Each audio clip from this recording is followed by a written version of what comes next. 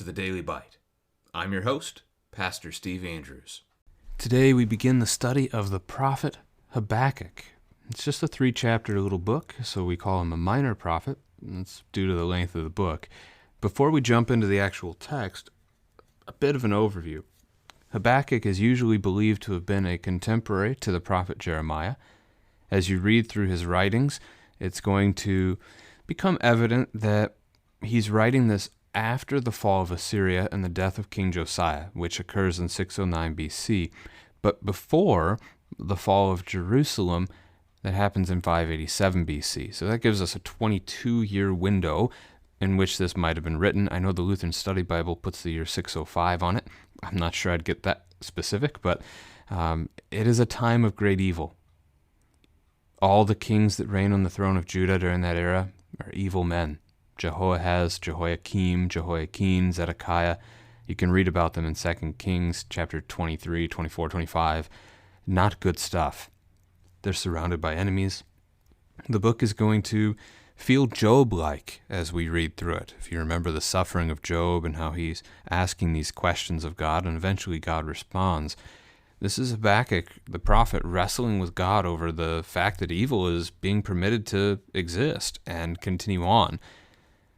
But Habakkuk, nonetheless, will end it all in the 3rd chapter with a prayer of praise, a psalm of praise, a hymn of praise, thanking God for who he is and what he's done. So the Lutheran Study Bible has a great little phrase about this book, that it is basically, it shows steadfast faith in the face of persistent evil. So let's read this first chapter. The oracle that Habakkuk the prophet saw. O Yahweh, how long shall I cry for help and you will not hear, or cry to you violence and you will not save? Why do you make me see iniquity, and why do you idly look at wrong? Destruction and violence are before me, strife and contention arise, so the law is paralyzed and justice never goes forth. For the wicked surround the righteous, so justice goes forth, perverted. Look among the nations and see, wonder and be astounded, for I am doing a work in your days that you would not believe if told. For behold, I am raising up the Chaldeans, that bitter and hasty nation, who march through the breadth of the earth, to seize dwellings not their own. They are dreaded and fearsome. Their justice and dignity go forth from themselves. Their horses are swifter than leopards, more fierce than the evening wolves. Their horsemen press on proudly. Their horsemen come from afar. They fly like an eagle, swift to devour. They all come for violence, all their faces forward. They gather captives like sand. At kings they scoff, and at rulers they laugh. They laugh at every fortress, for they pile up earth and take it. Then they sweep by like the wind and go on, guilty men whose own might is their God. Are you not from everlasting, O Yahweh, my God, my Holy One? We shall not die. O Yahweh, you have ordained them as a judgment, and you, O Rock, have established them for reproof. You who are of purer eyes than to see evil and cannot look at wrong, why do you idly look at traitors and remain silent when the wicked swallows up the man more righteous than he? You make mankind like the fish of the sea, like crawling things that have no ruler. He brings all of them up with a hook. He drags them out with his net. He gathers them in his dragnet. So he rejoices and is glad.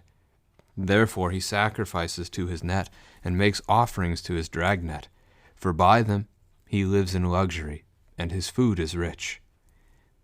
Is he then to keep on emptying his net and mercilessly killing nations forever? But this is the word of the Lord. And so we can see the back and forth here between Habakkuk and God already. It's not very clearly indicated, like there's never the Lord said, at least not in this opening chapter. We do see it in chapter 2, but ESV rightly divides this one up. You can see verses 2 through 4 are labeled Habakkuk's complaint. Verses 5 through 11 are labeled Yahweh's answer. And verses 12 through chapter 2, verse 1 are going to be labeled Habakkuk's second complaint. So this is a spot where If we could change the chapter divisions, we might slide chapter 2's start back a verse and include the last verse of Habakkuk's complaint in chapter 1. But those chapter divisions have been in there for hundreds of years, so we don't usually mess with that kind of a thing. The oracle Habakkuk the prophet saw. So oracle, vision, this is a communication to Habakkuk from God. And again, it's a back and forth. Like Job wrestles with God, so does Habakkuk. The opening complaint is pretty simple. Why? Why is all this evil happening? God, why? Right? How long shall I cry for help, and you will not hear? Crying out again and again. This is one a family can talk about. How often have you cried to the Lord for help without receiving the answer that you were looking for? Feeling like you weren't heard. Now, the Bible promises you are heard. In our sinfulness and in our despair, it can be hard to always believe that. But it is God's word. It is faithful and true. How long can Habakkuk cry violence? So pointing out the wrongs being done to God's people and God not save them. Notice the expectation: God will hear and that God will save. Right?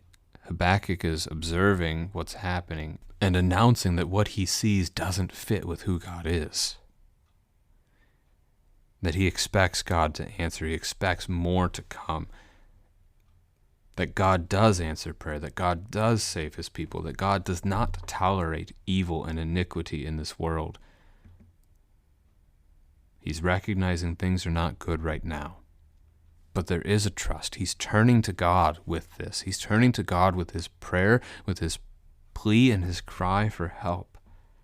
He's looking at the destruction and the violence that are everywhere around him. Again, Assyria and King Josiah recently fallen. Assyria was the mightiest nation in the world for a time until Babylon overthrows them. They break them first before they destroy them. Assyria has like a remnant of an army that's left. They try to team up with Egypt, thinking that they can defeat Babylon and take their power back. And so Egypt, their king, Pharaoh Necho, travels to the north, passing through the land of Israel on his way to join himself to Assyria so that they can take their stand. And what happens instead is that King Josiah of Judah, he doesn't want them to pass. For whatever reason, he takes the opportunity to seek to attack Egypt, and he goes after Pharaoh Necho at Megiddo. So he actually chases him down to the northwest, and he dies there. Necho warned him. Pharaoh Necho warned him. Necho even suggests that it's God who has commanded him to go and do this thing, and tells Josiah to have nothing to do with it, to leave him alone. And Josiah didn't. So 609, Josiah is killed. Within a few years, Assyria is destroyed, and Egypt is conquered also by Babylon, although left kind of to their own over in the southwest there. So it's been a mess. A lot of military battles. The Battle of Carchemish. Just a lot going on. The law is paralyzed, justice never goes forth. The wicked surround the righteous. Justice goes forth perverted. The law is paralyzed. The things that are right to be done aren't being done. Those who are righteous aren't acting. Justice doesn't go forth. It's perverted instead. This is like the judge who takes a bribe. You don't have true justice anymore. I mean, stuff's happening. Okay, sure, whatever. It doesn't make a difference. It doesn't matter if it's not true. If it's not good, it's not just. It's not really justice. The wicked surround the righteous. Things are not good. And God answers, and it's not the answer that you might think Habakkuk is looking for. Habakkuk's looking for salvation. What does God say? Judgment. That's God's response. Judgment is coming. Look among the nations and see, wonder and be astounded.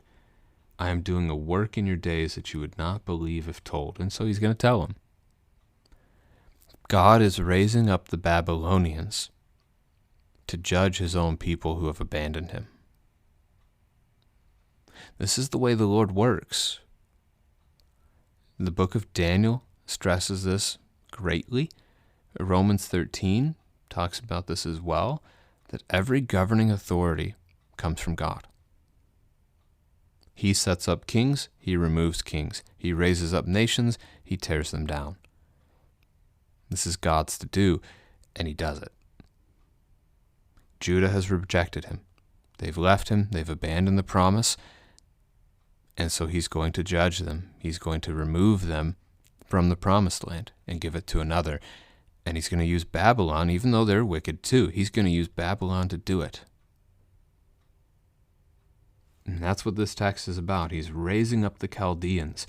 The Chaldeans are a subgroup in Babylon.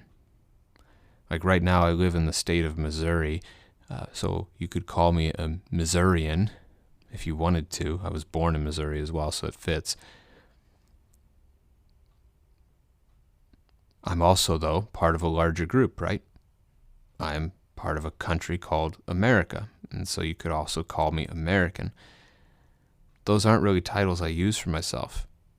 I would call myself a Christian first, but it's the same kind of a picture, a group, a tribe within a larger group of people. The Chaldeans are a subgroup of Babylon. In fact, King Nebuchadnezzar himself is a Chaldean. That's the group from which he comes. God himself labels them a bitter and hasty nation, calls them dreaded and fearsome. The hasty part, they march through the breadth of the earth to seize dwellings not their own. They're just seeking to conquer and destroy whatever they can. They don't even care. Not only are the dwellings not their own, they don't even bother to keep them after they've destroyed them. Oftentimes. Their horses are swifter than leopards.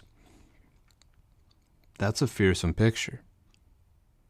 You likely would not want to go to the zoo and accidentally fall into the leopard cage, pen, pit, enclosure, whatever it's called. Right? To imagine a leopard on the prowl, a dangerous thing. Their horses are worse. The horses of the Babylonians are worse. So it would be to see a Babylonian soldier riding against you on a horse. They are more fierce than the evening wolves. You wouldn't want to be left alone in the dark in a forest with a wolf either. They press proudly on. That pride thing's going to show up multiple times in this text. Pride is a sin. In fact, you could argue it might be the chief of sins, because it is our pride that convinces us we need not God, we can be a God unto ourselves. It is our pride that really is the root of our rebellion against God, that we are better, that we know better. The history of the church, there was something called the 7 deadly sins. Pride was one of them, but more than that, it was considered chief of them. Pride leads me to think of myself and not others. So they are proud. Verse 8. We'll see it again in 10. Their horsemen come from afar. Indeed, Babylon is far away for Judah, far off to the east. But they fly like an eagle swift to devour. They will strike, and they will strike quickly. They come for violence, faces forward. If all their faces are pointed forward, that means they're all pointed in the same direction. They are of one mind for their task at hand. It will be accomplished. They gather captives like sand. And take that to a reference to numerous, right? The grains of the sand on the seashore. That then would actually be an interesting opposite, a contrast with the promise God made to Abraham in Genesis 22, verse 17. I will surely bless you. I will surely multiply your offspring as the stars of heaven and as the sand that is on the seashore. Your offspring shall possess the gate of his enemies. But as they're warned as time goes on, if they abandon God, check out like Deuteronomy chapter 27, 28, that section, God will remove them from the promised land, and that's exactly what's about to happen. At kings they scoff. So back to Babylon, scoffing at other kings, at rulers they laugh. This is their pride.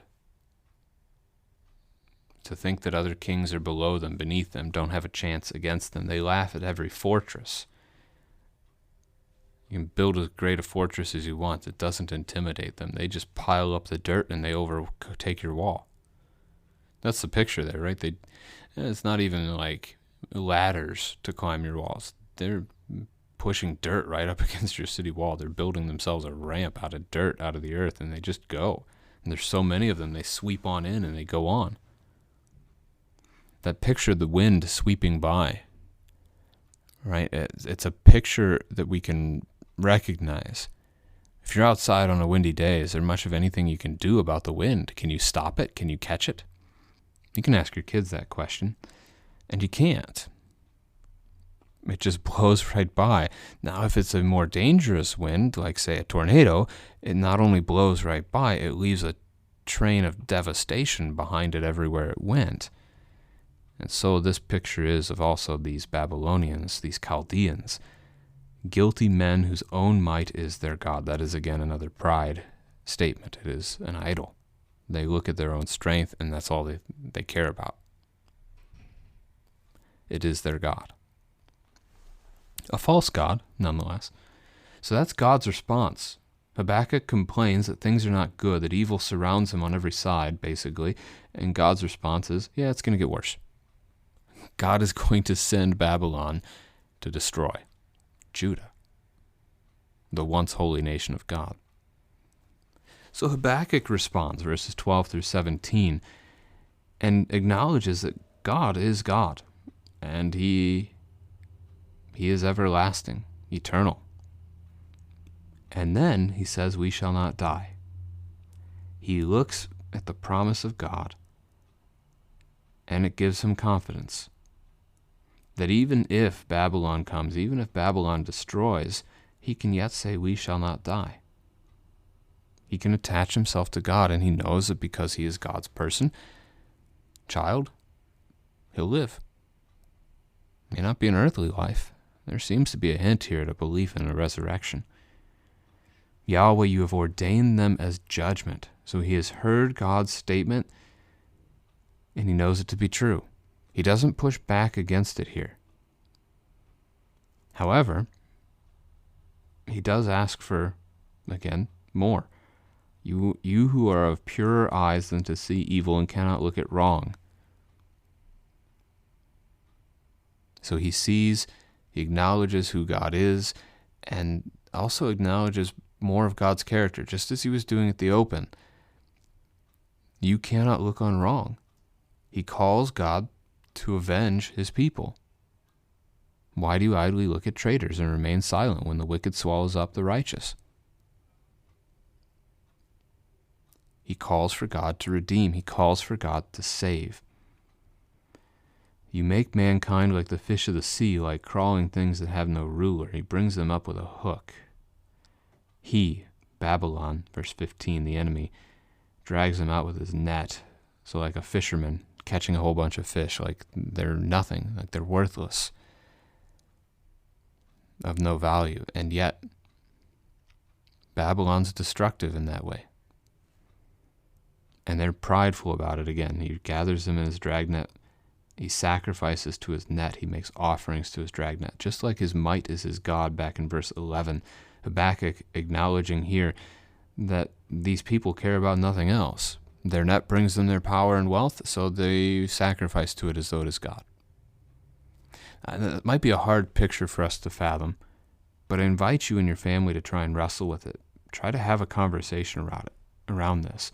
What things of this world do we devote ourselves to? There are many. Sexual liberty is one that fits this very well, and it's been a thing in the United States for generations now, that we can have sex when we want, how we want, with who we want, and so forth. And obviously, you're not talking this way with your little children, but with teenagers, this is important stuff. This theme, because we literally sacrifice our children to that sexual liberty. 63 million dead over a 50-year period of time. That's an idol that has been worshipped extremely. We can understand careers and how we've sacrificed even our families to our careers as we gave so much of our time and energy, not to our family, not to the thing God has called us to. God didn't call you to serve a company. He called you to serve your family. And we get so caught up in the idol of money and stuff and worry and concern that we offer the good things God has given us to someone who doesn't even care. You could come up with other examples, so think that one over a little bit. Give it some thought.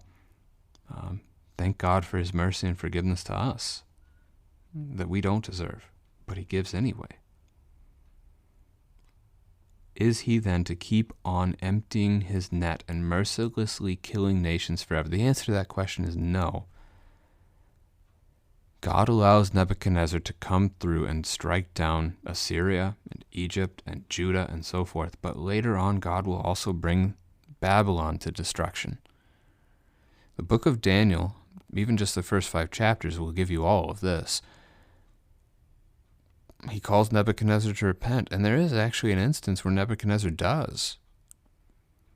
But his grandson, Belshazzar, in chapter 5 of Daniel, very prideful again. And God destroys him. God puts an end to Belshazzar's reign. And in that very one night, Persia takes over the throne of Babylon. It really is, historically, it seems ridiculous that the greatest empire perhaps that the world has ever known is going to fall in one night, a night that they were celebrating, that they were having a drinking party, and the only death to overthrow the kingdom is the death of Belshazzar. Nobody else dies. It's not a major battle that results in a whole bunch of bloodshed and then the conquering of the city. Cyrus the Great, king of Persia, well, we don't know this for certain, I don't think historically, but him or one of his men kills Belshazzar, and that's it. And Cyrus sits on the throne, and it's over. The kingdoms of men come and go. They topple, they fall, they do not last. Only one kingdom does, and that is the kingdom that Jesus Christ told Pilate is not of this world. It's a kingdom that endures forever, and maybe that's what Habakkuk was getting at in verse 12 when he acknowledged that God is from everlasting, and thus we shall not die, because we are part of that eternal kingdom that belongs to God alone.